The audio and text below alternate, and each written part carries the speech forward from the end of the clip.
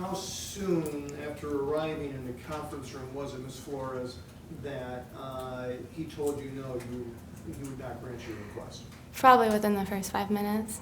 Okay. Yeah. All right. And how much longer did the meeting last after that? I was there for about an hour. Can you tell us a little bit about what happened after the first 5 minutes when he's denied your request? Yeah. So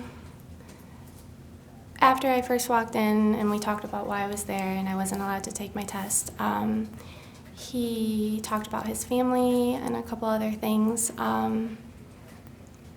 One of the things, and why I'm here today, is that while he was talking, he said, you know, this incident reminds me of this one incident that happened with a girl a couple years ago who got a DUI.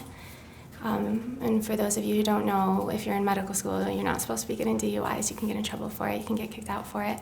And he said, you know, she got a DUI. I called her into my office. We talked about it, and I didn't end her career right there because it's if you make a second mistake and you don't learn from it that, you know, you get in trouble. So he said, you know, she left my office, and apparently she talked to another student when she left, and he said, oh, how'd you get off the hook with Dean Strampel? And she says, well, you know, I gave him a blowjob. This is Dean Strampel conveying this story to you. Mm-hmm. Is that yes? Yes, it's Chris. Okay. And when he's telling you the story, does this, in your mind, fit in any way with your request for a waiver of the ComSec? No. Okay. Go on. Tell us more about what he told you there. So at that moment, I just kind of sat there. Because in my mind, I'm thinking, oh, that's weird. I didn't get a DUI. I don't know how those parallel. So I just sat there, and he said, well, what do you think about that? And I said, what do I think about her getting a DUI? And he said, no, what do you think about that? And I said, I'm sorry, I'm confused. I don't understand what you're asking. And he said, well, what do you think I did after that? I'm like, mm-hmm. He says, well, I called her into my office. I ended her career right there. I'm like, oh, okay. And he says, well, what do you think about that? I don't know. Do you have the right to end her career? I don't know. You don't want people slandering your name? Okay. I don't know what you're asking. I don't understand it. And then he just paused, and then I just sat there. And then he moved on to talk about something different. Tell us what the next thing you remember him talking about. So right after that, I don't know what it has to do with me being there, but he said, you know, for example, you're a female and you're married to your husband and you love your husband, and, you know, if you have a baby, then your life's all about your baby. And if you're in a cruise ship and the cruise ship goes down, who are you saving, your husband or your baby? It's your baby. Okay. You know. Okay. After that anecdote, do you remember him talking at all about stressful situations? Yeah, yes, I do. What did he say about that? So I guess that was still after the first conversation with the blowjobs. When he said, what do you think about that? And I was just like, I don't know. One of the things he commented, he said, you'd be surprised what people would be willing to do put in stressful situations.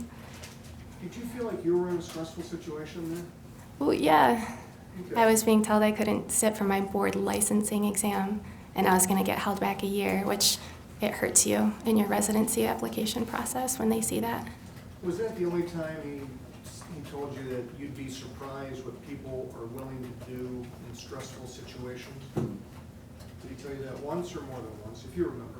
He might have repeated it, because when he said that, my response was, yeah, if you don't have morals. Okay. And then he repeated, well, you'd be surprised what people would be willing to do. And then moved on to the mom and child story. Okay. What pauses were you referring to in your testimony? When he said, you know, this reminds me of this one time, a girl gets a DUI and goes into the story, and said, you know, well, she said, well, I gave the dean a blowjob. And then he just sits there and stares at you. I mean, how long did that moment of silence go on? I don't know, it felt like a long time. I'm sure it wasn't. You're 25 at the time. Yeah, it's, In the dean's office, right? and the lights are off when you walk in, and I'm sitting on the opposite side of the table as the door, and I've been called pretty multiple times, and now you're going to talk about blowjobs and then hinder on it and kind of wait.